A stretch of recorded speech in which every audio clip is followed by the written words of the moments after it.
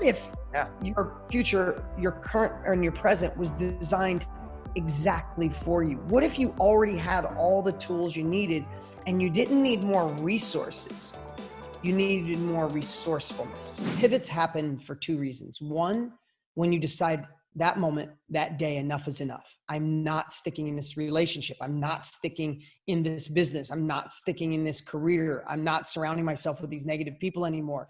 I'm not playing small anymore. Like in those moments where our brain decides enough is enough, like it might take us 3 years. You know, some of you have been in a relationship where you knew you wanted to leave for 2 years. You had one foot out the door. You were planning your escape, but there was that one moment where you said enough and I'm shifting. That's when we're all of a sudden like, oh crap, I have to pivot.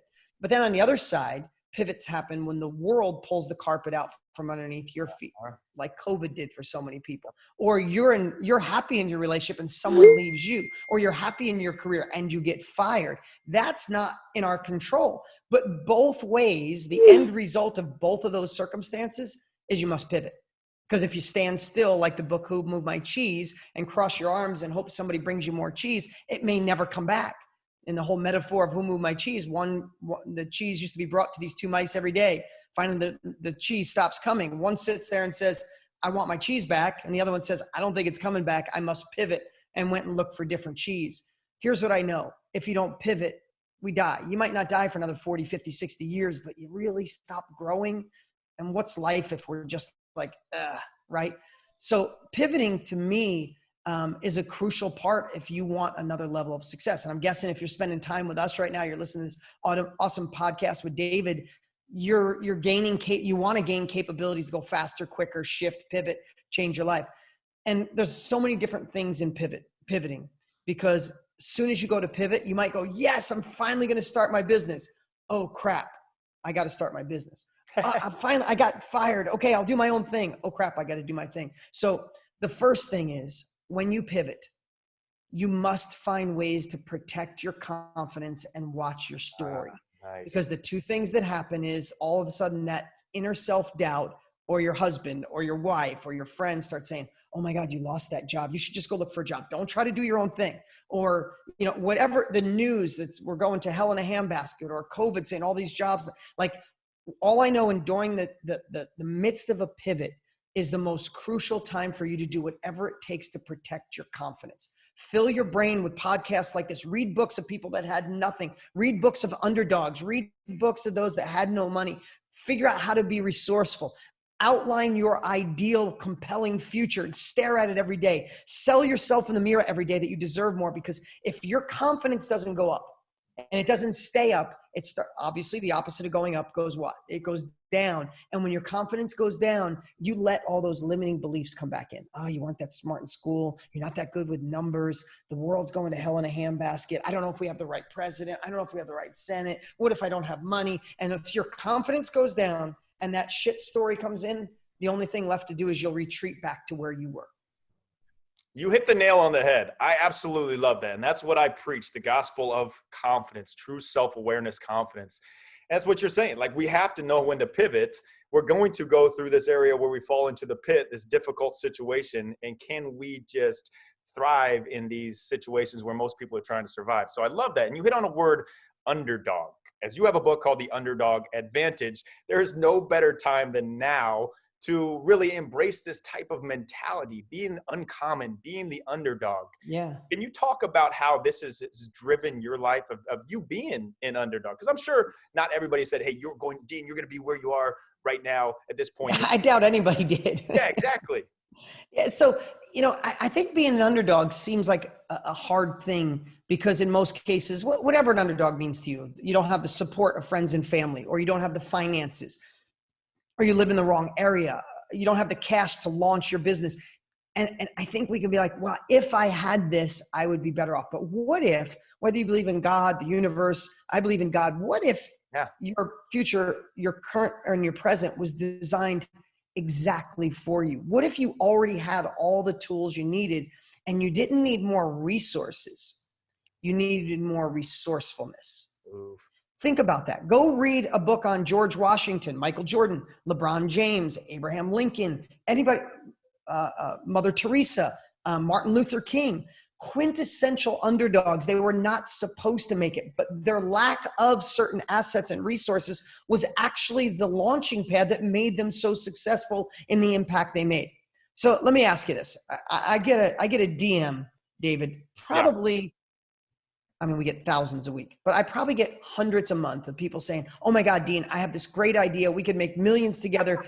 If you'd lend me the money or you would support me, we could make this happen. And most of the time I feel bad for that mindset, because think about this.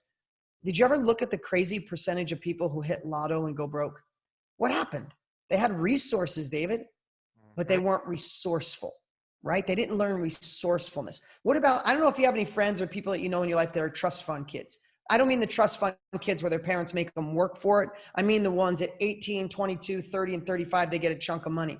I'm not being rude, but everyone I know is searching for some kind of purpose in their life. They burn through the money. Some of them party too much. They've been through too many relationships. They're trying to find something that just fills their soul because they have the resources, but they never learned resourcefulness.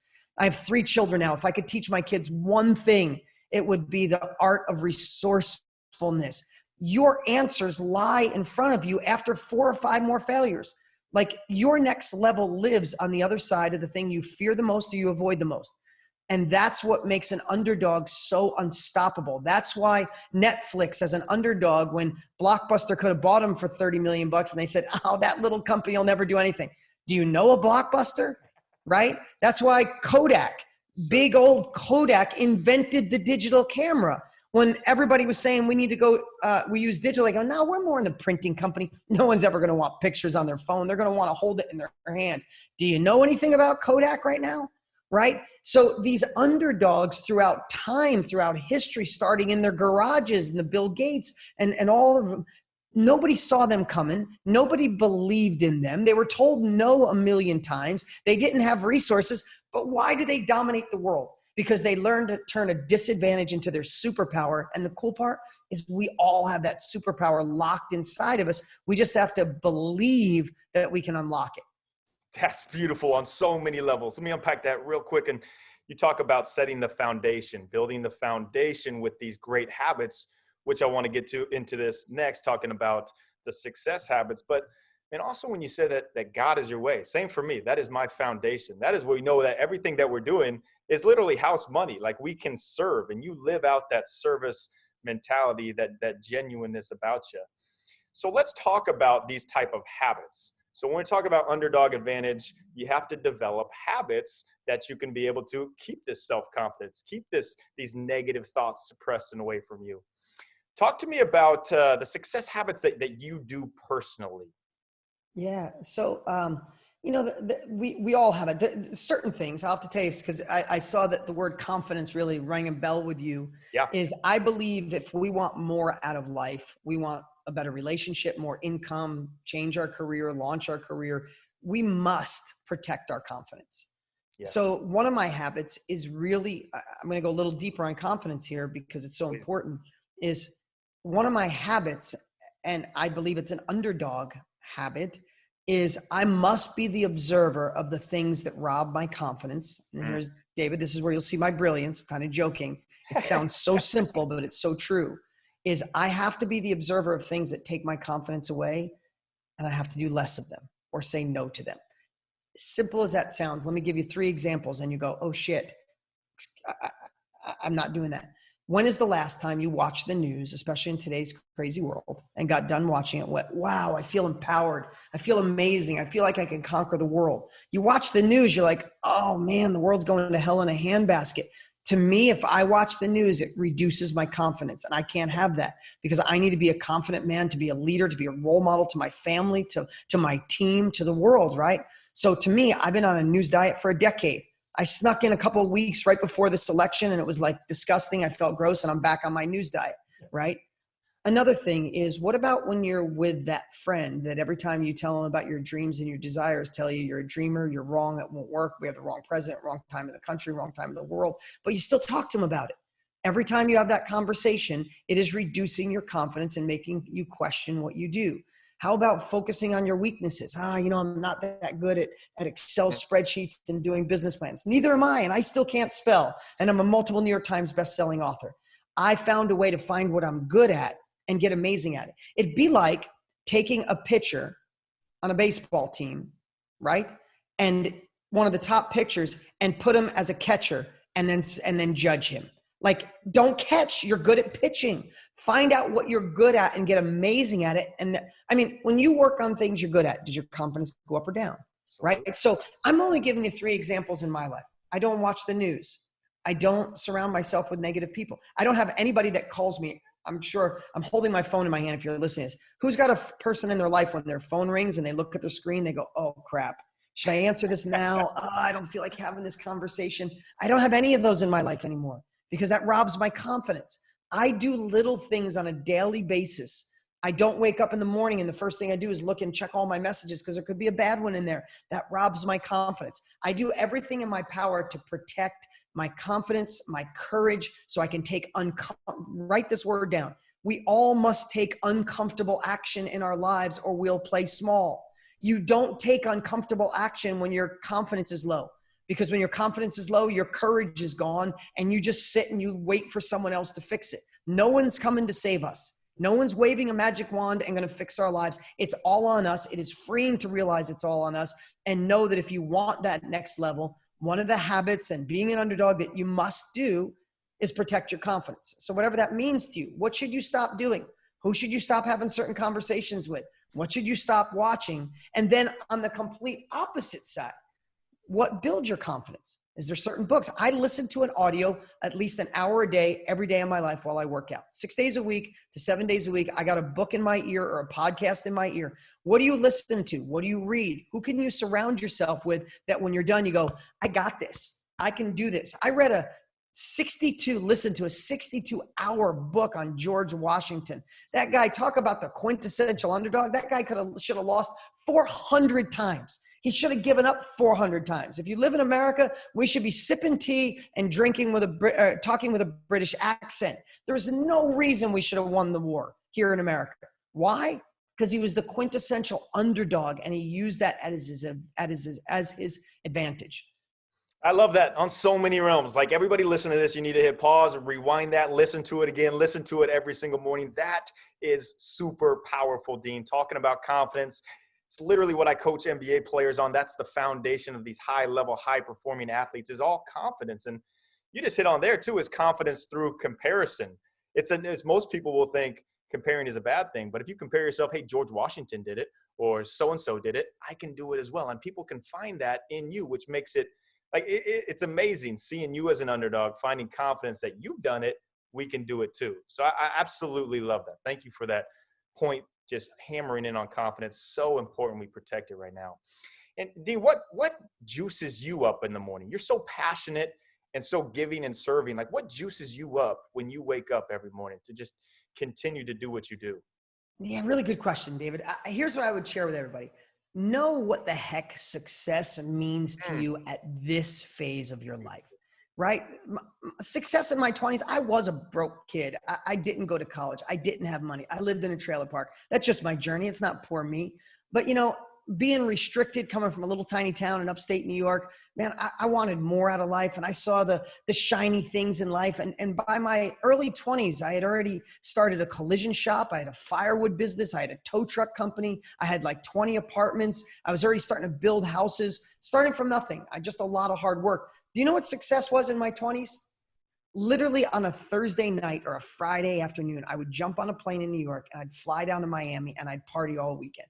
I'd get bottle service, I'd dance on tables, and I'd stay up till 5 o'clock in the morning. To me, that was success because it was like I was this broke kid, and now all of a sudden it was like freeing and fun and music and energy. You couldn't pay me enough money to go do that right now. Not in a million years. Love it. Oh my God. Do you know what success means to me? This is no joke, David. I have a 14-year-old, a 12-year-old, and I have a 9-month-old. Wow. And my 14 and 12-year-old, I have 50-50 custody, a week with me, a week with their mom. And their mom's a great lady. We co-parent wonderfully. But when my kids are with me every single morning, not some mornings, every morning, and my wife begs me, let me do it. Every morning I wake up, I make them their lunch for the day and I make them breakfast and I take them to school. There's nobody going to stop me from doing that. Love that. At 3 o'clock every day when they're with me, I'm waiting outside the school and I pick them up. There's not $1 billion deal that could take that away. Today, my daughter's going to be here at 4 o'clock because she's trying out for her next softball team on Saturday. Today, she'll be pitching to me from 4 to 5:30 is slotted in my phone that I'm going to be catching for my daughter. At 14, she throws really hard. I got to start wearing like the full gear because I'm afraid of her when she throws, right? My whole point is, what's success mean to me right now in my life, and what do I fight for? To be the dad I want to be, to be the husband I want to be. I'm madly in love with my wife. I fall more in love with her every single day, and I do everything in my power to keep that. I love my relationship with a higher power, my relationship with God. I love that. I love that I'm getting better with that as I grow as a human and practice more gratitude. I love growing as a human and being a better leader to my team. I have the greatest team in the world, and I want to be a really good leader, and I want to impact those around the world that I can. If one person listening today grabs one little thing and shifts their life, that's the reason that you and I spent this time together, David. But what I want to share is, besides being a good dad, a good husband, yes, and what that means to me, I identify that, a leader, and try to share and grow, I pretty much say no to everything else.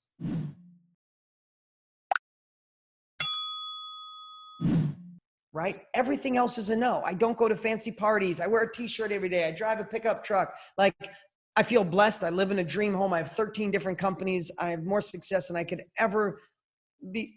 I can't be blessed enough. I can't be grateful enough. I get to donate and contribute in areas. This year, we donated $600,000 in cash to Operation Underground Railroad. Every $2,000 saves a child from slavery, right? We just passed 7 million meals we donated through Feeding America. We built this year in 2020, we built a church or a school in Africa. That school is going to teach kids for decades, right? I didn't say all that to brag.